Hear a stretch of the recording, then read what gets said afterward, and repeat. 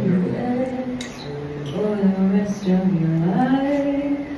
Felt sorry for you when I look in your eyes. Isang nakakabilib at nakakatuwang update ang ibinahagi ng actress-singer na si Lavi Po matapos niyang ipasilip sa kanyang fans ang pagbabalik niya sa mundo ng musika.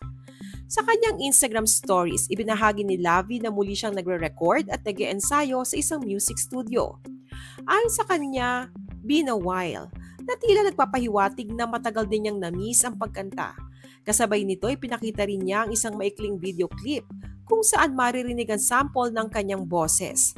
At kapansin-pansin na mas lalo pa itong gumanda, mas malinaw at mas emosyonal.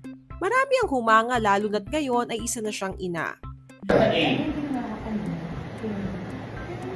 Ano dito?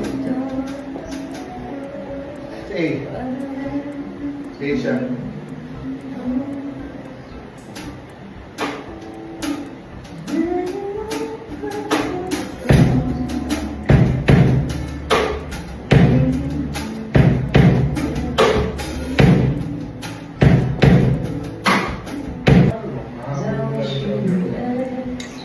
For the rest of your life, felt sorry for you when I look in your eyes. But I need to confess, I told you a lie when I said you.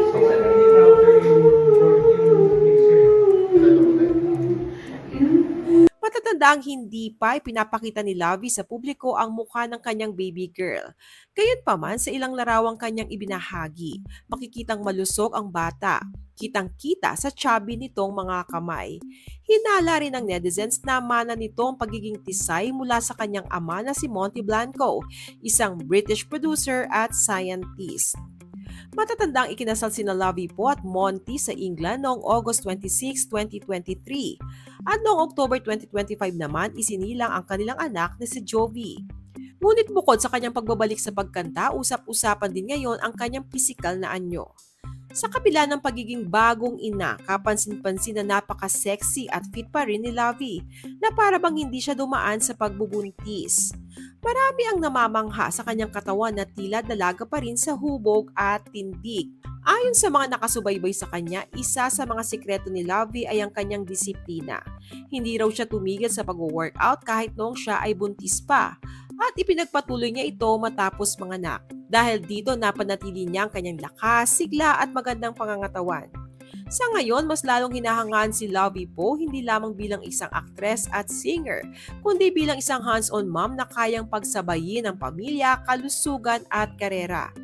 Sa kanyang pagbabalik sa pagkanta, marami ang umaasa. Ito na kaya ang simula ng bagong music era ni Lavi Po. Iyan ang ating aabangan. A.